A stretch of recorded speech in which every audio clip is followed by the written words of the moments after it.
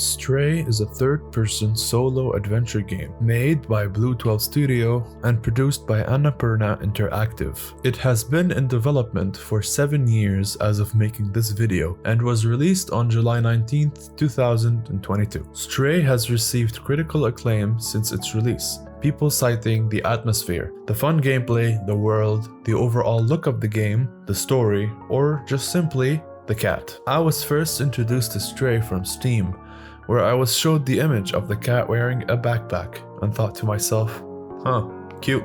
I moved on. It seemed to me a game that a lot of gameplay channels would cover, and it being on the front page would mean it to become very popular shortly after its release. But it also seemed like a one-in-a-time, lightning-in-a-bottle type of game where its success would never be replicated by the studio, since it was definitely a game made from passion. Nothing about it seemed safe or formulaic. Now, I know that all these assumptions were made from literally just seeing an image once, but regardless, that is how I was introduced to Stray, and I then moved on.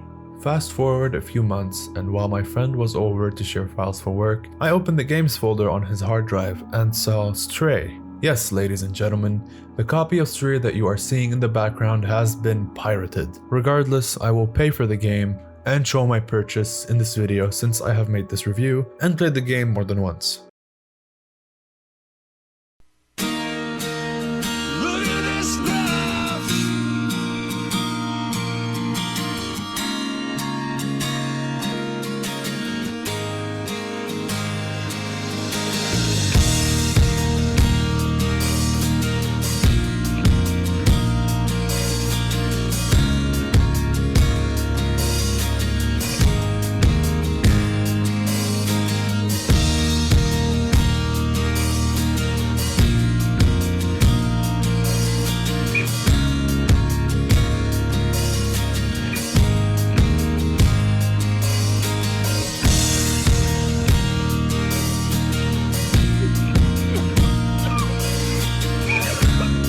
After copying the files of Stray and considering that it was at no loss to me, I launched the game and started playing it. I distinctly remember being drawn into the game the further it went, and as the world was being revealed to me, I slowly realized what the game had to offer. I had been completely clueless on the game's content, something I wish Bluetwelve and Annapurna tried to keep hidden, because the way the game reveals the world to you is very powerful. Everyone knew that there were going to be robots, everyone knew that the game was going to involve some dystopian world. All I knew was that there was a cat with a backpack in a game called Stray, which could lead to any number of assumptions. As I kept playing, I ended up being extremely drawn into the game. It has achieved something that few games have ever been able to get me immersed in a fictional world where both me and the protagonist of the game had no clue what was going on, and just explored to find out what to do next. The first area where I could slow down to focus on my surroundings was the scientist's house, a room with tons of things to see and read. Next, you get to the slums, and my immersion levels and interest in the world had exceeded what I would have ever expected. I was in the world, and I couldn't wait to meet every single robot, help them all with what they needed. The last thing I wanted to do was carry on with the story. On my first playthrough, I completed every single thing you could do in the slums, before ever thinking of moving on to the big neon sign. And by the time I did, I was surprised to find out that I had done everything that Momo needed me to do. As the game progressed though, things seemed out of place.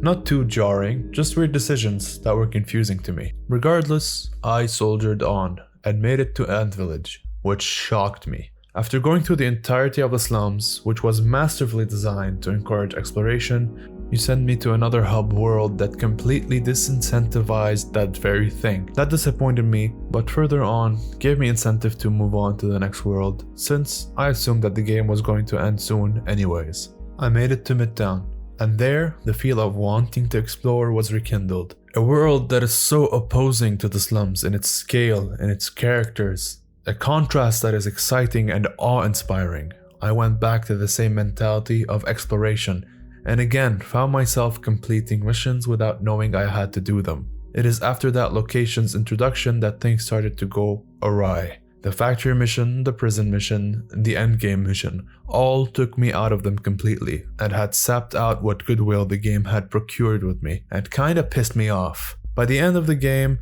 I had launched Notepad and written out so many notes that I had to send them to my friend because of how long they were. Rereading my notes, I decided to replay the game, this time recording the gameplay, and found that the problems were more numerous than I had first thought. And as I played the game, I had made the decision to make this video. At this point in my time, my notes have done nothing but increase. 10 pages as of writing this line, and probably more as of reading this line.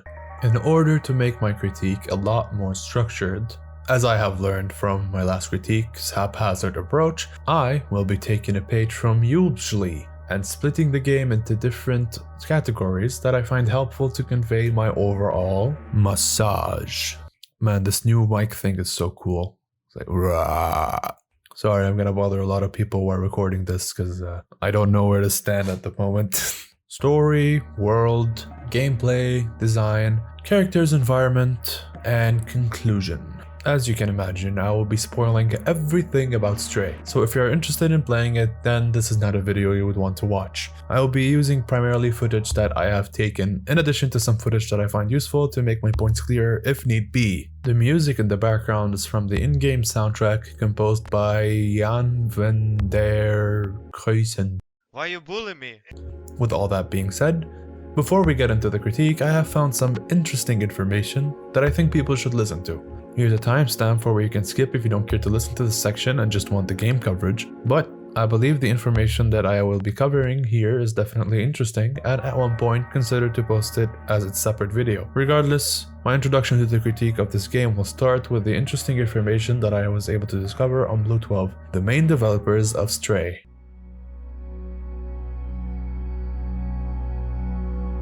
In making this video, I found it necessary to research the game developers, considering that they were relatively unknown before Stray. When starting up the game, you are greeted by two company logos, Annapurna and Bluetwelve respectively. Annapurna Pictures is a studio established in 2011 based in America that publishes films, games, television series, theater performances, and, as they call it, experiences.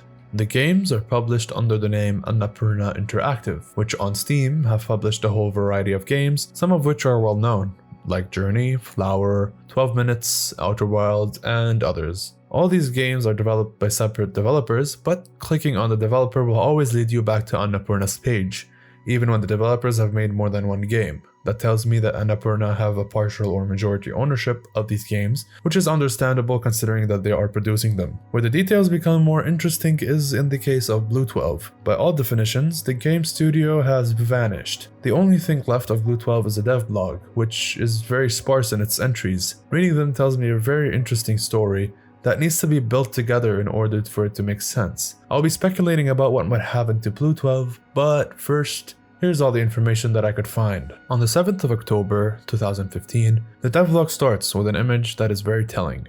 The message reads, "Meow and welcome to the HK devlog. We're happy to announce that we are working on HK, a cat adventure game. Here's the first picture, captured in Unreal Engine 4. As time goes on, by 10th of January 2016, we get the first look at the game's platforming mechanics. All still very rudimentary, but telling of what the game developers had in mind. On 10th to the 26th of January 2016, the level building goes from haphazard placements to check the gameplay's animation to a more refined level and a change in the in-game camera. Also, the cat gets a backpack. This tells us how they viewed the final project looking and feeling, how the animations will be applied, and how the cat would be functioning in the world it's in. We're also told that the developers had learned how to implement the cat's behavior, considering their lack of knowledge on the whole gameplay and animation things work. On 13th of March 2016, we are treated to a Q&A, where we are told that they are a small team of two developers, that they are far from achieving their goals, and that they have been inspired by the cool lone walled city, an inspiration that could be seen in the beginning of the dev blog. Also, that they appreciate more comments and likes as opposed to direct monetary funding. It should also be mentioned that this is the first time we see robot designs, and that the robots look very similar to the final iteration, if not missing any identifiable characteristics. By the 17th of April 2016 and the 14th of May 2016, we see that the gameplay of the cat and the camera is very much fully realized as a direction that the game will be taking. On the 21st of December 2016, we are given an announcement of news on early 2017, and by the 11th of April 2017, that news is out. The game is now funded. No telling how, but I have my theories. By the 16th of December 2017, we have big news. HK Project is more than ever under development. We are thrilled to announce that since the funding, we have created our own company called Bluetwelve Studio, and that we are now a team of 5 people working on this project in an actual office. We now have Bluetwelve Studio. After that, nothing but silence, until the 22nd of June 2019, which is just a useless entry telling us that they are still working on the game. Now comes the interesting information. By the 18th of January 2021, another 2 years of silence, we get the driest and most legal sounding entry. Please note that all correspondence on media and content creator opportunities will be with someone with a 47.com, annapurnapics.com, or bluetwellstudio.com email address. Any other source is likely a scam and should be reported. Media and content creators can direct inquiries to stray@47.com. This is the first time Annapurna has ever been mentioned, and 47 is just a PR agency used for communications. It's safe to assume that they were the ones to write this message, as the main developers of Bluetwelve, Kula and Viv, have a completely different style of communications with their fan. Their last entry on the 26th of 2021 is: Pour la fin du développement de Stray, nous recherchons un ou une senior gameplay programmeur sur Unreal Engine. For the end of the development of Stray, we are looking for a senior gameplay programmer on Unreal Engine 4. Blah blah blah blah blah blah blah blah blah. The position is remote and full-time. This isn't the only time that they were looking for additional staffing, and that makes the mind wander. As of when I started my research, the Bluetwelve Studio website is non-existent, and Kula and Viv have made no effort to comment on the game. Rather, producers at Annapurna have. There's also other information that states that Bluetwelve signed with Annapurna back in 2016, and that is reflected in Kula's Twitter and a YouTube video that mentioned that to be the case. After all the research, all that I have been able to conclude is I have no idea what happened to Bluetwelve.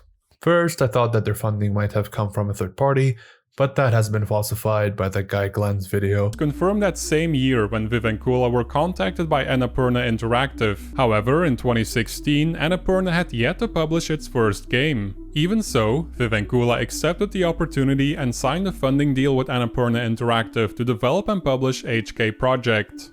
Before we move on, I'd like to talk about this video's sponsor, Marvel Strike Force.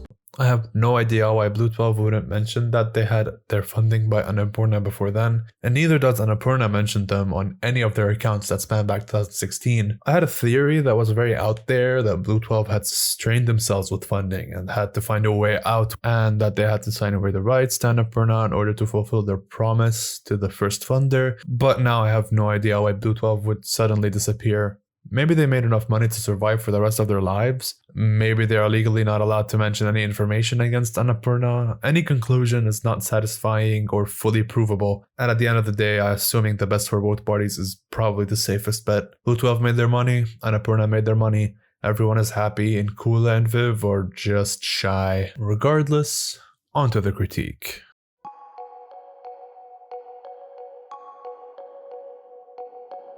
At an unknown point in time, humans developed what were called companions, robots that aid in humanity's more mundane tasks. From a few examples we know that they cleaned areas, took care of plants, and also acted as doormen. As time moved on, the outside world became unviable for life. What humans remained in the unknown country built a dome that housed the survivors. The domed city was separated by class, with the poorer people living in what was called the slums, and the more powerful people living in Midtown, both areas being separated by a wall. The most powerful lived in the control room. Life was controlled by those rulers. We are told they had limitless powers and freedoms. And in order to enact their rule, they created sentinels to act as peacekeepers. Since resources were limited, the ruling class had people ration their resources, likely due to the need to make sure that critical systems keep running. Scientists also developed plants that grow without sunlight, and is referenced as a way to purify air. As garbage accumulated in Midtown and likely in the control room, they were tossed into the slums to reduce clutter. As the problem grew worse, Neko, the company responsible for waste management, developed garbage-eating bacteria. As time went on, the rest of humanity died off, and one of the last survivors, a scientist, uploaded their mind to a network of sorts, attempting to move their consciousness to a companion robot, but they failed to do so. Afterwards, the companions were left alone to wander their respective worlds, and after some time they developed consciousness, and lived their lives similarly to humans, each with a separate personality, wants, and needs. The garbage-eating bacteria evolved into Zerks, an all-consuming form of life that has made the robots fearful of them and limited their living areas. This continued on for 2.5 trillion days, or 6.9 million years, after which we are introduced to a cat, which together with 3 other cats live off the land and traverse sewer pipes. The cat then falls to the underground world and is guided by who we assume to be the scientists in their house, where we upload their consciousness into a companion drone, although they do not remember who they are. Shortly after, the cat and Bluetwelve make it around the world with one goal: open the dome. Because it is assumed that the cat came from the outside world and that life outside has been rekindled, Bluetwelve gets their memory back as they see the world around them and remember who they were before they died. The cat is aided by a group that call themselves the Outsiders, cool book, that have one goal in mind, which is to leave the dome and escape what they call hell. After completing a few missions, the cat makes it to the control room, where the ruling class supposedly were living, but it is completely barren and sterile, except for the first iterations of the companions, still running on a protocol to clean, to paint, and to act as doorman. With the help of Bluetwelve, the cat disables security and then are given full control of the control room, and open up the dome, at the cost of Bluetwelve's drone body and the complete destruction of their software. As the dome opens, the cat leaves the control room and finally gets to see the outside world again, and the robots see light for the first time in millions of years, and the Zergs die when exposed to it. The final shot of the game shows us the computer modules on the wall light up again, which many assume to mean that Bluetwelve is not yet dead. Now, after hearing this, I hope that it has been made clear that the world that the game creates is quite vast. A lot of people who review the game never seem to realize how much the game has to offer from its world. When first playing the game, I found the world was more than worth paying attention to. The reveal of having robots, the mysterious disappearance of humans, the weird face-hugger-like creatures, more on those in the design section. I've found it to be a mystery worth unraveling. As a story on its surface, it's quite believable, considering we have no idea when the game is taking place. The likelihood of the environment ransacking humanity one day and the creation of a protective chamber for the survivors is quite fantastical, but the game has a great benefit to its setting. We don't know how things happened, we know that they happened, and we see their effects. Honestly, a world that is shrouded in mystery when it comes to how it came versus it showing us every step of the way is a lot more engaging. If it were shown cinematics of the game before the dome, then it would lose its mystique. Things like this are best left up to interpretation, to wonder. Basically, this game would suffer immensely from a prequel, or a sequel for that matter. Now I cannot delve into more detail in this section, as it is meant just to be an introduction to the world, so let's move on to the next section. World.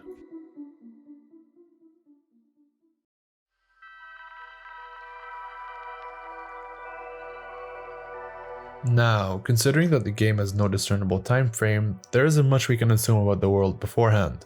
The only reference to a date before the time of the game is the kegs in the bar. They all have the same year on the 2017, either as a date of production or a Best Buy date. If I were to take the date seriously, then the world would have ceased function by that time. I, however, would want to be more charitable and give the game any time frame it wants, because it is not very useful for us to try to assume how the world functioned beforehand, since all the references we need are verifiable in the game. The world advanced to a point where they were able to create advanced robots that functioned autonomously, and by the time the dome was built, they were widespread across the entirety of the dome, since they are so plentiful and since there is a lot of hazard in transportation. The people's lives in the dome seem to be just like any other life in a type of quarantine, which we all know all too well.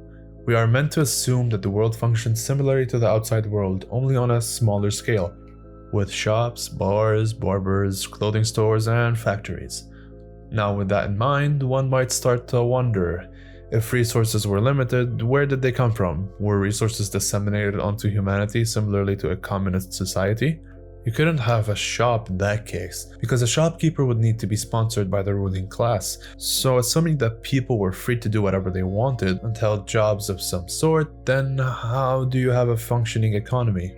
Who worked, and what was considered valuable work? Who made the necessary things needed for the world to function? Taken at its most basic, a modern world that is living in a dome need atmosphere, that is air that is viable for breathing, either pumped in from the outside world and filtered or somehow synthesized in a lab. Water, both clean water for ingesting and water for cleaning. Food, and electricity, considering that the world is in darkness. Secondarily, they need clothing, maintenance for anything that might break, and entertainment. With that in mind, we need to look at B12's memories, because they give us an idea of what the world was like beforehand. Memory 8 tells us that trees were developed to keep the air pure and breathable, that the robots keep them alive after all this time for no reason anymore, but that at one point they were the main source of breathable air. There's a problem here. Trees only give us oxygen, which in high enough doses would kill a person. Also, the overwhelming majority of the oxygen we breathe is not produced by trees, it is produced by the ocean. Phytoplankton is responsible for half of the world's oxygen alone. I like Team Trees, I respect what they have accomplished, but Team Seas are the true chads in this area. If the entirety of trees were brought back to when before humans have ever started cutting them, the oxygen from the ocean would still dwarf what entire rainforests offer. I like trees, I'd like to protect them and keep them numerous, but the sea is responsible for our survival and our existence. Regardless, since the dome has no access to an actual atmosphere, and since the cat survives and faces no effect while being in the dome, then we can assume that the leading engineers and scientists that built the dome created an ingenious way to produce a breathable atmosphere without ever running out. 7 million years at a minimum, in fact.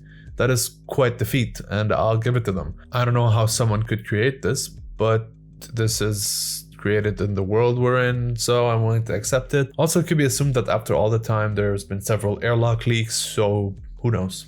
The separation of Midtown and the slums is done using a massive wall.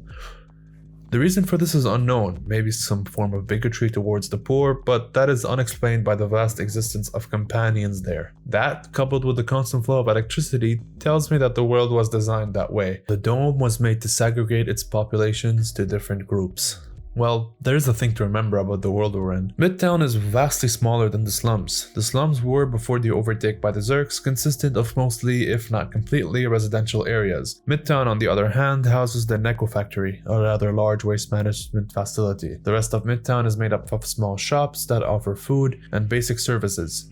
That leads me to assume that the world of Midtown was at first made in order to give the workers of Midtown housing close to the factory. The small size of the city, in addition to the large size of the factory, leads me to assume that human personnel worked closely by the facility and included companions to aid in the work itself. Any other conclusion could be countered by simply saying that there is no way a group of rich people brought themselves up the ladder to live next to a garbage facility. My school once had a garbage facility open by it for a day. That facility was closed the next day with no hopes of reopening because it's a safety violation. But if you're strained for space and you have limited resources, then offering the facility workers housing next to the factory makes it easier for work to be done. Also, the fact that methane gas rises, methane being the highest produced gaseous air from byproduct of waste. Midtown also houses a prison. Considering the small size of the dome and how tightly packed everything is, a criminal could get away with a lot, meaning that having a way to get rid of destructive people makes enough sense, and that the country doesn't believe in execution on the spot when resources are too limited to house and keep criminals in prison. Having a prison and a factory in Midtown tells us that Midtown was reserved strictly for government work-related activities. No one living in Midtown could be a civilian with non-essential and life-preserving jobs, which is why it's separated. You can't have civilians walking into waste managing facilities and risking leaking a large amount of unbreathable gas. Also, you can't risk a prison break, because insane criminals confined to essentially a fishbowl would probably lead to the destruction of the fishbowl by any means necessary. In addition, we can assume that because there's no other forms of production, the ruling class have rationed enough resources to last the entire dome quite some time before they can reopen the city. Now, we can assume that waste management was the main form of production needed in this world, because the rest could have been automated or stored. The air production and the water production could become automated, the food could be stored and rationed. Since the outside world was unlivable and barren, there is no source of foodstuff other than what the city could have saved and rationed. There's also a lot of talk about oppressors by B12. The people who lived in the control room, the ruling class, were the ones who rationed out resources to the people living in the slums and in Midtown. Midtown seems to be much brighter than the slums, the idea being that it probably has more access to resources compared to the rest of the dome. It is fair to assume that Midtown needed more morale boost, considering its inhabitants would have been waste management workers and prison guards, and lived in a world that would have been depressing and lacked familiar relations. Also considering that the city housed a factory and a prison, and that lighting both of those would need to be bright enough to aid people's functioning. The slums, however, were known to be darker. B12 tells us in his 9th memory that people started lighting up their neon lights after a person, as an act of defiance, decided to light up their rainbow lights to show people a gleam of hope. That person was taken away and disappeared, but afterwards the city was permanently lit up by neon signs and lights. Now, anyone who lives in a world like I do understands the importance of rationing electricity. I can tell you from experience that a light bulb is a lot less wasteful than a water pump or a refrigeration unit. Considering that the slums had been given these resources, them turning on their lights in order to enjoy them most definitely led to the death of the entire city. One light bulb is fine, but an entire city? If the dome functioned on a very delicate balance of power consumption in order to make sure that the cities were given water that was clean for drinking and food that was fresh for eating, you can see what a whole city turning on everything would lead to. B12 describes the ruling class as oppressors. Them tossing out the garbage would definitely be a terrible thing to do, but considering the people who worked in Neko, the probability that there was a bunch of resentful workers frustrated at the amount of garbage they had to process and decided, instead of working their back-breaking labor for hours a day, to send it back to where it came from. The rulers being considered oppressors doesn't fit their actions. Why not cut the electricity to the city? Because that would be terribly unethical, and thus they allowed the people to do what they pleased, at their own discretion. This most likely led to a massive water shortage, followed by a spoiling of any and all the food that was being rationed. In addition to all that, an air pump requires constant maintenance and power, but having lost the power needed, they would have shut down quickly, and led to an entire hypoxic zone. In addition, we know that the garbage needs to be managed. It's a priority by the city. The reasoning could be that the city not only pumps in clean air, but also pumps out old air. Now we know that the city would be releasing mostly carbon dioxide from exhalation, so making a garbage processing plant in order to keep the other gases that are produced from waste would be an absolute priority. Specifically, methane gas would be processed in a vacuum-sealed way to ensure its release into the outside world atmosphere instead of having it released inside of the dome and poisoning the inhabitants. But the throwing of the garbage into a dome by the Neko factories would have led to an increase in methane gas that would rise above the oxygen. Above that, it is safe to assume that Neko also processes human waste. You know, shit and piss, that would need to have its air pumped out too. But considering the water leaks all over the city, it is safe to assume that the waste pumps ran out of power, and thus the sewage waste was all over the people there, further increasing the toxicity of the dome. And knowing that the people died of a plague makes a lot more sense now. How does a purified city lead to the creation of a plague? Easy. Stop waste management, kill power to the waste pumps, and dirty the water supply with shit and piss and garbage. You'll get a plague in no time. Basically, the ones who killed the people in the dome? It's the people in the dome, not the ruling class that were ever so patient and died alongside with them by creating a ticking time bomb that led to the death of everyone. It's only after 7 million years that the gas was dissipated and the outside atmosphere made its way in to clean the city up enough to make it less hypoxic. That in addition to having a plague die off since there is no life left in it to pillage. The problem with B12's assertions is that they come from a world of privilege, a world where you don't need to know how a city works, because it was all taken care of by the people on the top, the people who struggled every day to make sure that they could give people in the dome a better life, a safer life, and with all that, their kindness was their downfall, literally died from the same reasons everyone else did. I can keep going, but I hope that I made something clear from this and my last critique. I am very interested in seeing how a world works. I like to know how our world works and how fictional worlds work that fascinate me just as much. This entire section is nothing but a taste of what I can delve into when it comes to details. So, writers of the future, if you are unwilling to put as much thought into your world as I have in the few paragraphs I have just vomited, then maybe you're not fit to write a world. Keep your worlds grounded, because you clearly cannot think about consistency, only about message, intent, and agenda.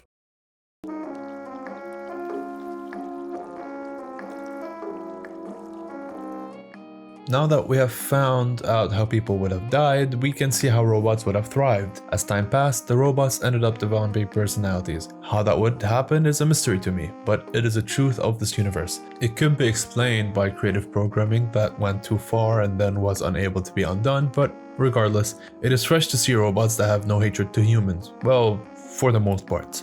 What I'm more interested in is the way they function. The robots not needing any resources beyond power lead me to assume that they would have a life of mundane repetition. Considering that the robots on every floor do a thing, whatever it is, we can assume that they were probably that thing before they changed to more independent creatures. The defender in the slums would have probably aided security. The musician robot, the best character, would have probably aided a musician in some sort of daily task. The sewing robot, Grandma, would have probably aided a seamster.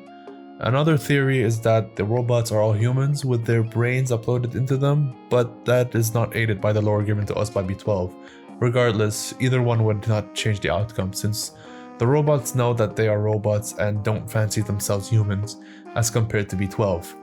Another memory that B12 gives us is that the robots evolved to eat, that the original design did not include digestive systems. That being said, the robots eat sticks of RAM, they eat wires as noodles. How does that work exactly? At first I thought that the robots would modify themselves in order to digest food for caloric intake, but 7 million years is too long for anyone to live off reserves. That gives me the assumptions that all robots have a form of battery similar to the atomic battery you get later, but one that is strong enough to give robots permanent function. Yes, it's science fiction, but a perpetual power source is needed for the robots to function for that long, and that's just the universe that we're in. That, coupled with the robots' lack of wanting to die, would make me think that it's possible for them to live long enough and still be stuck inside the world without having sacrificed their power source to power the subway that could get them out. Also, how do robots eat without a mouth? No one seems to eat anyway. They hold food and drink but never bother to ingest it. Now most robots seem to be quite happy and quaint considering their circumstances. They don't get to move too far except for a select few, the outsiders. Why there are more wanting to leave? I have no idea, but that is the case and we have to accept it as different personality types are abundant. The Zerks are where things fall heavily. How are the Zerks supposed to be capable of eating everything if they are eating nothing? 7 million years is a long time. And even if we give the game a concession that the Zerks started to mutate anything after that, considering the size of the hive, you'd assume they would have eaten their way out of the dome. Look at this. How are they still inside? They eat all matter of material, especially metal. Why would they still be inside the cage? I understand that Zerks might be attracted to moving things like robots, but why do they not eat everything in their path at all times when there's nothing of interest happening? Beyond that, why are the Zerk eyes at the bottom of the world? I understand that the hive would be at its largest underground considering this is where the supports of the hive would be, but eyes down there? The eyes serve no purpose other than looking cool. The eyes would be on the surface where they can see the foot traffic. One could argue that it's a defense system to make sure that no one could attack it, but who is attacking the Zerk hive? No one dares approach it, and only the robot scientists developed a weapon that could kill Zerk organisms, so what's the point of having eyes on the bottom? To continue, we need to move on to future prospects, to see what the rest of the robots had in mind for the world around them, and other than that, what the world would look like.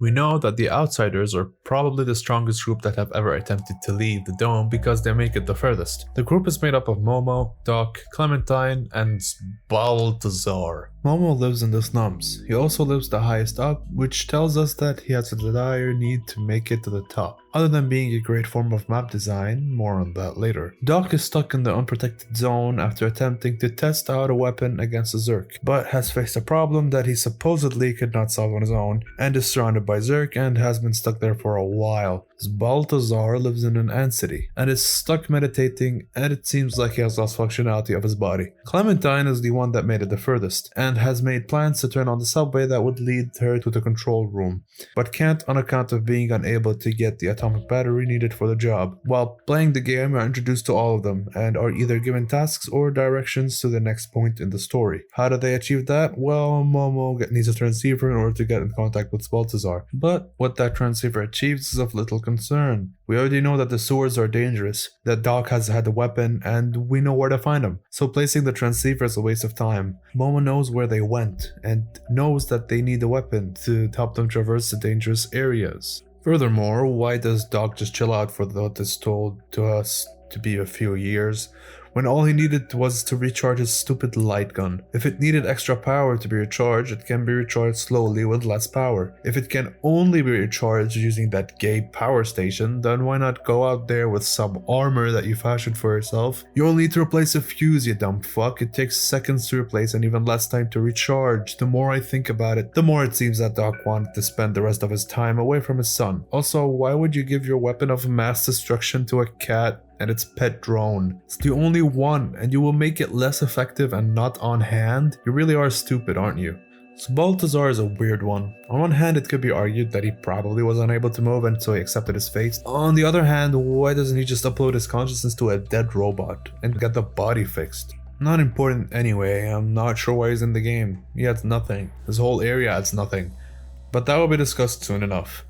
Clementine is a weird one. She starts out fine, but I hope you realize how annoyed I am at robots that have a plan but no plan of action. Her predicament is understandable, but why stick by the Sentinels and the authorities when you are wanted? The whole city seems to know who she is and where she is, but for some reason no one captures her. To be fair, she does actually act in this game and helps you out of the prison, but afterwards she just locks herself with the Sentinels? Why? She can easily escape them by going inside the graded area. It's completely locked off, and either way, by the time she makes it to the subway, the robots would have lost her. This is just the game taking away NPCs because it can't handle them. But goddamn, why not make it so that she actually is unable to follow you? Oh, because it would be sad. That's good writing. Also, why was she unable to pry open the door to the subway and walk on the railroad? It's literally your way out. Your way away from the hell that you so thoroughly hate. But no, I'm gonna stay here and enjoy my crystals, cause fuck freedom.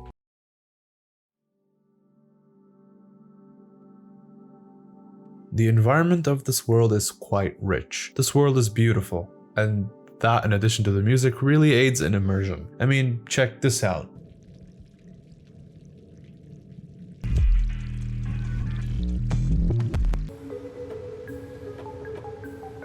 The music used in this review is all from this game, and I had no problem setting the tone with them. The world creates quite the impression through the lighting, detailed textures, decent animations, and fitting sound effects. Considering the sound design is the way I see it, 80% of the experience, this game nails what it needs to do to create a cool environment. The levels built also fit greatly with what they're trying to describe. I know, weird sentence, but let me explain. The start level in the dome feels like an abandoned city, with its lack of lighting and tight quarters. The slums feel like a dirty and ignored area because of all the garbage and the slapdash way things are built in there. The Zerk infested areas feel infested because they are infested, begging the question is the best way to prove a point. The sewer sound effects and the scale of the areas, very fitting and immersive. Midtown looks like it has been spit out of Blade Runner. Beautiful. In addition, what makes this world even more interesting is the contrast between the areas. Regardless of the in-world logic, the look of one being all dirty and dark and small in scale versus the large, bright and alive Midtown is jarring and stands out quite a bit. What it achieves is visually create the distinction between the two classes of people. That being said, Midtown is not the best looking. It's still quite dank and decrepit.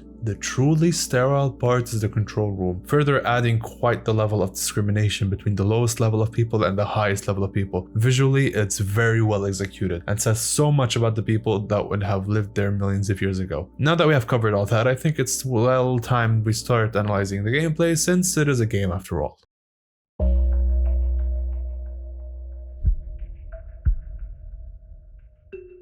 there's a lot to say here, so let's start with the sentiment of the game reviewers. In every review, everyone has said that the game's very easy. Too easy, in fact. Everyone found the game to be a breeze to complete, which is understandable. A common line you will hear while listening to the reviews is that Bluetwelve decided to make the platforming always successful by making it impossible to fail, showing button prompts in order to make any jump. That decision came by because the developers found that the testers were failing the jumps, and thus they made it so that you can't fail any jump. Because having a cat as a protagonist, you need to feel like an agile creature. Now, I understand that sentiment, it makes enough sense. I don't think simplifying a game to the point of having no challenge is a problem though. This is different compared to Flower or Journey or any of those games that are very easy and meant to show the world. Stray as a game isn't about a linear experience or a challenging one. Instead, Stray gives you a playground filled with depth and variety of characters. It gives you a story to unravel, a world that is hoping you get interested in. I would call Stray a game that has done the whole "this is not a game, this is an experience" thing right. Since you are not just walking around aimlessly and you have things to complete and characters to meet, I truly think that it is sufficient. For a game to be good, it doesn't need to be challenging or to get harder on every level. It can instead offer you a story to unravel. This is different than something like The Last of Us 2. See, The Last of Us 2, although it has its fair share of gameplay moments, which are hilariously bad by the way, Must have been the wind! suffer from what I would call world-building sludge. The game takes freedom away from you in order to introduce things forcefully. There's no way around it. You have to play fetch. You have to walk behind that person for a while. You have to kill the dog. Where Stray does it right is that it gives you options for different character moments, and when it forces you, it's using its limited mechanics to its benefit. It's not taking away mechanics in order to make a moment happen. The game is that way because that's how the world works in this universe. It's a lot less frustrating when a game causality feels earned. By the way, I don't want it to seem like Stray doesn't do this ever. It does, but compared to a game like The Last of Us Twice, it is definitely not as egregious. So how does a game with very little difficulty make itself engaging? Well, you need to bolster what other elements the game has in order to make it work. For this explanation, I'll use the slums. So everywhere you go, there's a robot to meet, and they all have a different thing about them. Something they do is select few of these characters of errands they need you to complete, but only one of them is absolutely necessary, which after completing leads you to the later levels in the area, which are all available to you from the beginning. See, everywhere you go, there's a person that you can meet, and that person will almost always use you to either complete a previous mission or help someone in the area. In order to clear this description up, let's go through what you can do and how they affect the overall story. Assuming that you are like me and saw the slums and wanted to learn all about it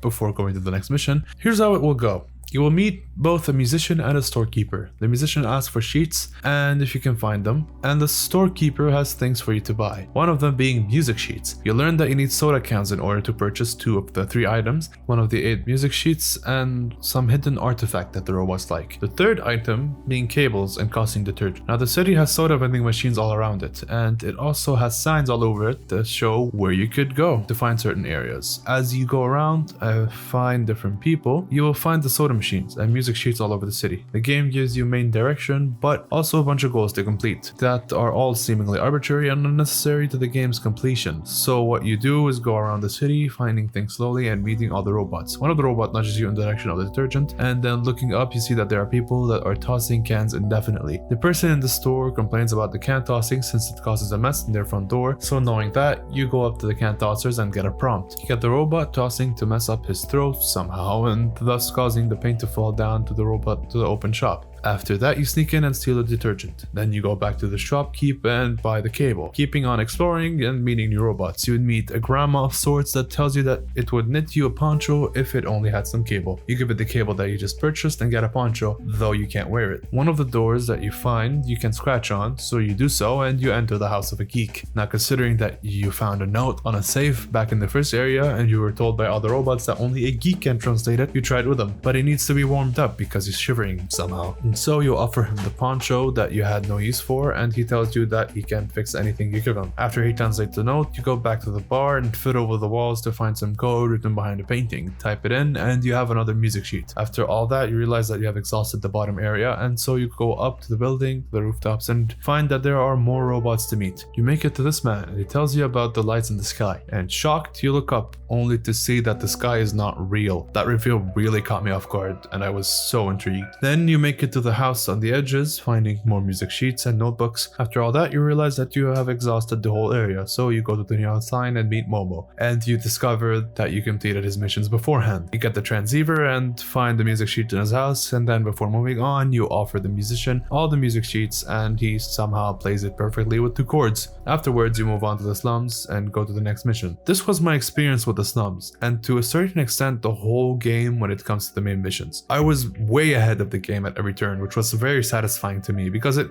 means that the game rewards you for exploration. It rewards engagement, and the game is only as linear as the mission areas allow. Now that doesn't work everywhere, like where I helped Dancing Robot before I tried stealing the cassette, but the robot still told me not to try and steal again. Some of the areas are terribly designed, but that'll be saved for another section. The bottom line is, when Stray does it right, missions and areas allow for a sense of immersions and interest. Now if we keep going chronologically, we'll get to the part that I found to be the best for gameplay. The rooftop mission is one that shows the potential of the simple mechanics the game has. The Zerk being attackers and the level design being made in a way for you to use speed and accuracy of timing to make it through an area. I truly believe that if Stray releases a bunch of levels with puzzles to be solved with the same mechanics as they have in the level, a la Portal, they'd have a fun and challenging game. Now the levels in the game are easy, but if they made a level builder and puzzles that can be downloaded and solved by players, then it would take these puzzles and make it as fun as I know they can be. They are a lot more fun and tense than the light gun sections. Those are dumb and easy, but a big level with doors to open, Zerks that can be released and trapped, and a place to reach combined with the cat's simple but effective platforming can be great for additional content. Speaking of that light gun, I spoke why narratively it's stupid, but let's talk about the gameplay side of it. It is point and walk back. The Zerks die within 1 second of exposure, and the damage carries on for a little time until they regenerate. The way they do it is to wait for them to gather up and kill them all in a big group, because you have little time before the bar fills up and you have to wait for B12 to refill the laser. That mechanic is just plain boring. There's no creative solving needed, only a simple solution every time. Now let's talk about the puzzles in the game that lock you in areas. I hate them. Please stop making them. If you have some sort of puzzle that is equivalent to an escape room, please delete it and never do it again. Now, some games that I quite enjoy do have these puzzles. A big one is Assassin's Creed 4, the only Assassin's Creed game I 100%ed. And why? Well, after being done with a stupid piss-easy story, you can finally start exploring the world. You have a boat and things to do on different islands, fish and mammals to harpoon, boss fights to complete, treasures to find, etc. Now that last one is what is comparable to Stray. The treasures are located at specific coordinates of the map, each one being an island. The treasure maps have illustrations on them that tell you where to find the treasure. What makes this more fun than, let's say, Doc's House puzzle is that you have a way to find the treasure, while in Doc's House you have to pixel hunt without any direction. That is annoying. Pixel hunting with an approximation in an open world is way more fun than in a locked room where all you can do is try different things and hope for the best, because an open world doesn't lock you in. You are there by your own volition. In addition, this is made more frustrating considering the next issue, which is playing with or without a HUD. This is a big one, since after completing the game the first time with the HUD and playing it again without the HUD, I found that the game is a lot more frustrating without the HUD. The game's puzzles, when boiled down to their core, are pixel hunting as we had established. Well, when your interactions depend on the game's mechanics, knowing what you can interact with versus what you can't interact with is completely dependent on the prompts. The HUD is your only way to finish the game on your first playthrough, or subsequent playthroughs if you don't memorize the sequence of events. That is a pity, because any game without the prompts is a great way to get immersed, because that is the game's greatest strength, but the game can't handle it. I dare anyone to play the game once to completion without the HUD and without any knowledge or good memory of the game. You will get stuck very quickly. The parkour is fun without the HUD usually. Stray does it right, where the areas that are available for you to jump on are pretty clear, and after spending time in the initial level, you'll learn your limits as a cat when it comes to the traversal, and thus you can make educated decisions on your movements through the environment, but sometimes things that seem obvious don't work that way, and the solution is completely different even though yours is viable. There will be another section on the Zerks soon enough, but for now let's discuss the Zerks from a gameplay perspective. A swarm time enemy is great, very fun when incorporated with a swift protagonist and easy platforming, although they do sometimes break. They are overall capable of giving us some great moments, and no, I don't mean those fixed camera running down the alley type moments. Those are dumb and shouldn't be in the game because the Zerks are too easy to dodge in a straight line. Rather, the puzzles and the rooftops levels are great. That type of mindless enemy enemy is what the game can benefit from exceedingly. Having areas where you need to study the geography and work around their AI, literally drawing the strictest line to you and following it. That being said, we already know that Zergs can't be trapped anywhere because they eat anything, but let's ignore that because the game wants them to be dangerous and damaging to the robots, being lethal and quick to kill, but keep the game playable. So the Zergs at their best are avoided using the environment to your advantage, and at their worst are herded and killed using a stupid light gun.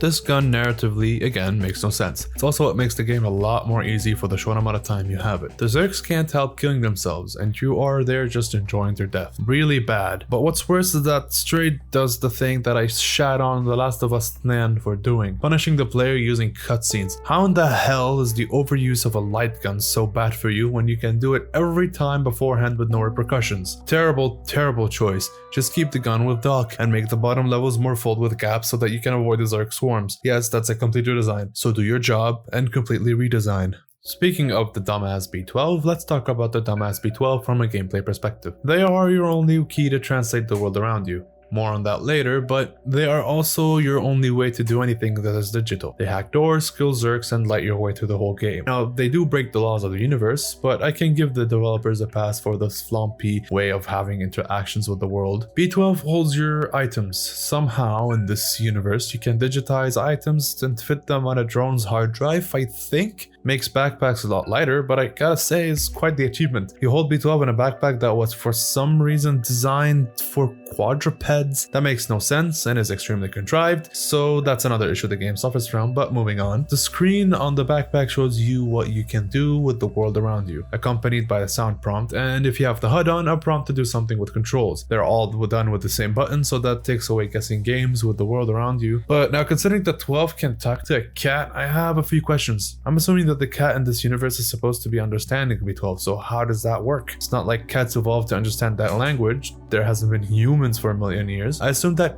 cat was a robot. It can explain how it can take so much abuse without dying. Now, a reveal that the cat is a robot might piss off a lot of people, kind of like how people were pissed off at Alice from Detroit Become Human, and understandably so, but I'm not sure if that would actually be that bad for the cat to be a robot. It's believable that if humans were able to program a robot that achieved complete consciousness, that a cat robot made to look realistic as a pet, as time went on, became more and more cat-like, living in small groups and doing stuff together. It would explain the existence of cats after the world became uninhabitable, and the cat's ability to understand B12, but I think having a cat be a robot might take away from the cat's charm. I don't know. In addition, B12's dialogue, when not being part of the in-game dialogue, is a lot like the developers talking to you directly, telling you what you should do. An example similar to that is Atreus from God of War 4.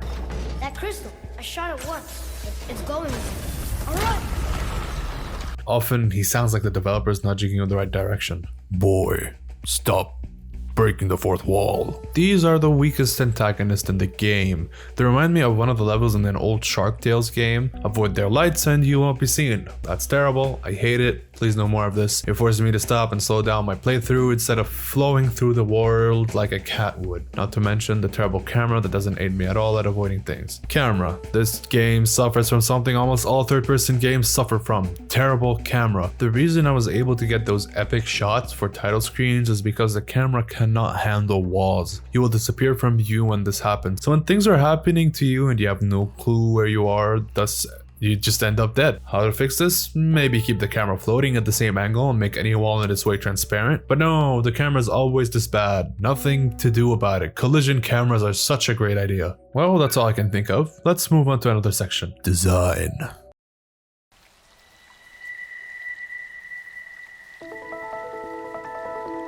This section, the game deserves utmost praise. There's problems, of course, but the look of the game is quite the marvel. The lighting, the reflections, the animations, the environments, they all look amazing, but there's function in that design. It's not just visual marvel.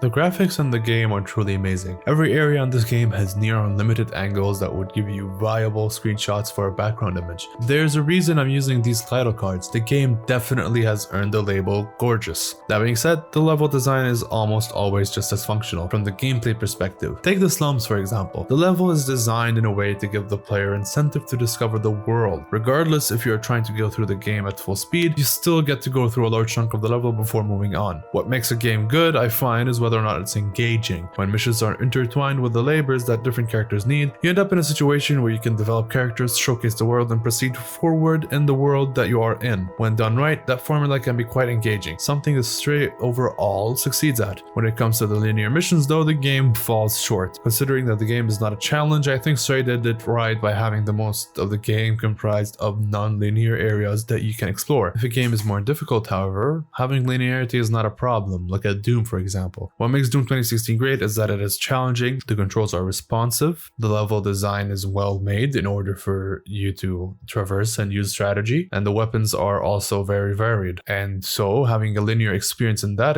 scenario wouldn't be a problem. It's kind of like NBA 2K story mode. My knee's fine. I've replaced it with a robo knee. How did this happen again? Alright, I'll text you in a little bit.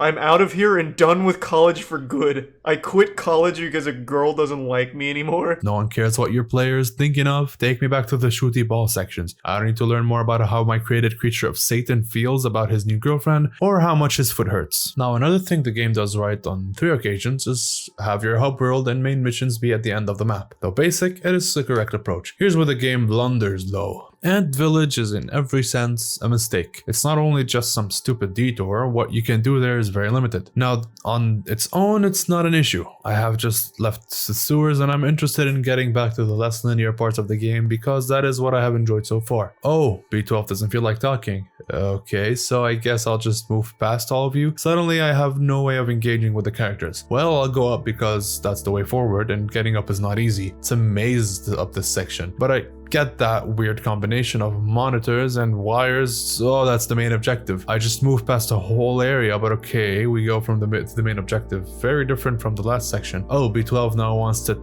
talk, so I have to walk back down all my progress through the annoying vertical map with a terrible camera in order to get to the dialogue that I could have gotten if B12 wasn't such a grump. Well, no worries game, I'm moving on to the next area. The Ant Village disincentivized immersion into the world. All you see is the obstacles instead of the characters. What the slums and what the Midtown got right is that the maps are mostly horizontal, or when vertical, it is to reach a level and check out the place at that level horizontally, and is also clear enough to see where you're going. Ant Village is just a pipe with no clear direction other than up. I don't want to spend half the time checking where I am, making sure I can get to something I can't see. If Ant Village was just a part of a linear mission, I wouldn't have a problem. But no, the area has things to do, robots to meet. You can get a badge in this place, and some memories. I wouldn't be shocked if many people have skipped this section. It's just such a pain to traverse, and B12's existential crisis really gets in the way. Now, with all that being said, I will upload the game when other areas when it does it right, and it seems like the game had the right ideas overall. It's just a shame that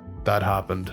The design of the robots is simple, very rudimentary, but it has not gone over my head why they are that way. The robots were made to function only, and so their design is functional. Now, the smarter move would have been to make the robots of different shapes for different tasks, but we're again suffering from a Detroit Become Human situation where the robots look human for some reason, forgetting the fact that humans have flawed designs and that in every case ever the robots would be specialized in their design and functionality. But we're gonna give this game concession in that regard. The identifiable parts of the robots are very fitting, since we know that the robots are imitating human behavior. Them wearing clothes and getting art done on them is fitting. It's easy to identify almost every robot from a distance. The robots look like individuals and what they are wearing tells us about them. Also, it is established that robots get head transplants of sorts, and those faces they get define what they like. The robots like to stylize themselves, like to appear individual. I like that about the game. Yep, low-hanging fruit, I know, but why? Why take a design that has been established and just straight up copy it? Giving absolute concession to the developers and assuming that they had no idea about the facehuggers? Why after showing the game to anyone else did they not change the look? It's lazy and sadly insinuates that the skill level of the developers is that of an inability to adapt. How difficult would it be to come up with the fleshy creature that attacks you? Well, let's see. Keep in mind that I'm not a concept artist.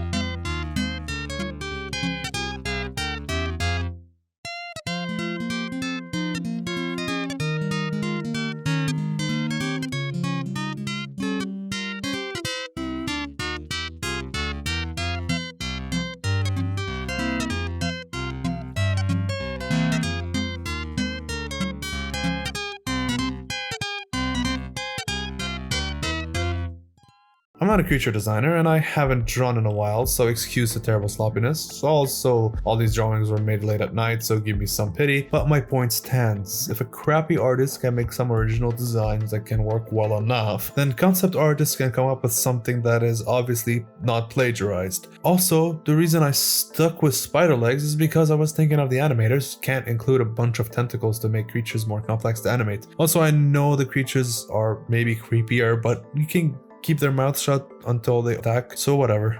Now that might seem confusing, but honestly, this design of a cat, although based on real cats, is kinda derpy. A lot of people find the cat adorable, but come on, don't tell me you don't see what I see here. The animations of the cat make enough sense, and I really don't have anything else to say here. I mean, it's a cat, but I'm gonna re-mention the backpack in this section, because it is part of the cat's attire. What the hell is the context of making quadruped backpacks that can hold and charge drones? If your animal jumps into water, tries to enter a tight squeeze, runs away, or an infinite amount of other things that animals do, then the backpack and its contacts are ruined. How do you fix it? Well, you can introduce some sort of drone arm holder thing, like an arm brace, and a cat can wear it with the help of B12, instead of introducing an accessory that makes no sense for the cat to have. This is also ignoring the cat wearing heavy things on its back is very damaging to its joints, in addition to it jumping all over the place like that. Broken bones for sure.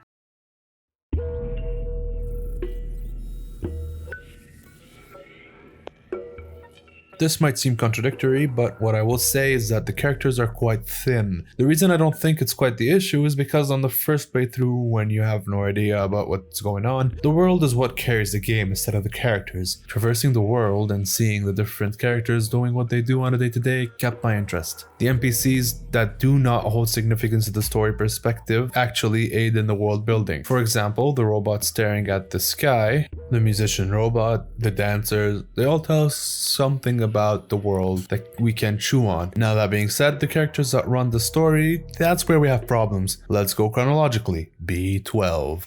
Being a human and a robot holds very little significance beyond ruining the exploration for a few minutes. The effect is very limited. There's nothing about them that tells me that they're in such disbelief at the fact, because after the End Village section, they just function the way they did beforehand. They're not a real character. The only character moments that we have is during cutscenes, which is never a good sign. More than anything, B12 functions as a gameplay tool and not a person. One big character moment is when they sacrifice themselves in order to open the vault, but their reasoning is retarded. I can recharge later. Get back into the backpack and relax for a bit. Why in such a rush? Is it because there's alarms going on? There's no danger where we are. Who's gonna attack us? If they knew that the drone body can't handle anything, why not create a copy of yourself into the companions with the no personality? There's so much tech in that control room, and the cat can help you since it's such an understanding creature, so that's dumb. Also, since it has been told to us that B12 is in a network of sorts, that means that there's a network that robots can connect to. So why can't all the robots keep contact with each other through that network? Why can't B12 transport themselves to the network easily? That's just... Well, continuing from there, we are introduced to Momo, who has lost all hope because he can't communicate with his friends that left. Why did he not join them? I don't know. Why did fixing the transceiver lead him to be interested in helping you? Regardless. After we get past the stumps, you can see that he can somehow lift a door that probably weighs several tons. Excuse me, how strong are these robots? How much do they weigh? Also, after that, he just agrees to go back. Why did he leave if he just was gonna go back anywhere? Or was he just too much of a coward to follow you even though he wants to leave so bad? Well, Doc is quite the idiot. He designed a gun capable of killing the only creature that were of any danger to them and didn't bother to come back even though we have proof that the Zergs can't do anything to metal. I'm sorry, they can't tell us they eat robots, but also that they can be imprisoned. Also, the recharging of the gun is as easy as going out for 5 seconds and going back. Build armor, go out, do the thing, and go back. I guess he really hates his son. Well, his Balthazar, why is he in the game in the first place? It's really useless, both his level and his character. Well, Clementine is the most useful character because she actually does something. She has a plan and she actually has a reason to be stuck. She aids the character in escaping the prison and is pretty awesome up until her exit, which is terrible, as we said. But here are my questions. What is tying her up stop her from talking? That's dumb. Why is she not tied up in the place or high security area with no easy access to it? We have a robot that was tied in the beginning of the prison mission. Why don't they wipe her the way they wiped the robot outside? We know that the enforcers hate her. She's so infamous in Midtown. Speaking of the prison level, why is B12 saved in some floaty thing in the middle of the room? That's so dumb. Why not just put him in a drawer and remove his power supply? If the robots want to check him for considering that he's a human stuck in a shell, then why just keep him? Why is he just kept so casually with sentinels that can only see the ground? Also, why is the cat kept in a cage in the air? Why not just kill it? Why would they care for an organic being that's making problems? This is really bad. Imagine if the enforcers acted the way they would. Cat is killed, Clementine is mind wiped, and B12 is depowered. Well, this is a broken story. Well, that's it, I guess. Hope you enjoyed the video. So as you can tell, I obviously have a new mic, and I also have a very improved PC, so I'm gonna be uploading way more these days. That critique came out of just pure, I guess, emotion, you can say, because I really liked Stray, and it's really sad that that's the situation that we're in, where it had so much goodwill with me, and now it's just, I can't call it a good game. I genuinely think that Bluetwelve could do something really good if they just realized what they did right with Stray and work on their craft. It is their first game after all, and I knew they worked in, was it Ubisoft? But they quit, which is understandable. So, I mean, I hope for the best for them. I have a few other videos in my mind lined up, and I'm working on one of them. And overall, I hope to keep working on making more videos these days. I hope you enjoyed this one. And if you, by some miracle, enjoy my style of critique, there's one that's way worse. That's I've done beforehand about the movie Coco, which is an absolute travesty. And anybody who likes Coco has not thought about it or is an idiot. So watch it and give it some time, because the problem with my critique there is that I really front-loaded nothing. I should have front-loaded my best arguments, so I gave people reasons to continue watching, but I went chronologically, which would work if chronologically there were big issues to mention, but there wasn't anything big yet before I got to the deeper into the movie. So that's why I did this with this critique, and worked my way from categories that were more easy to understand. And I hope this video was easier to watch than the other one. It's also much shorter than I thought it would be. I assumed it was going to be like 5 hours long when I first started writing my notes, but I guess the game doesn't really have a lot to talk about.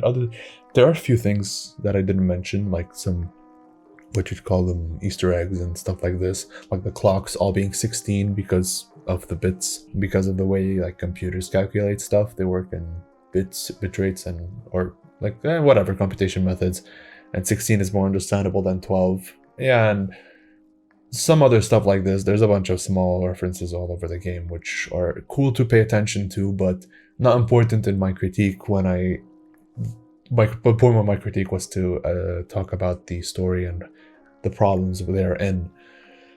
Well, I guess that's it. This was completely scripted. And I guess you can tell because I was talking so fast in some points because I was reading. I have a pronunciation problem, I figured, because I just can't speak clearly often.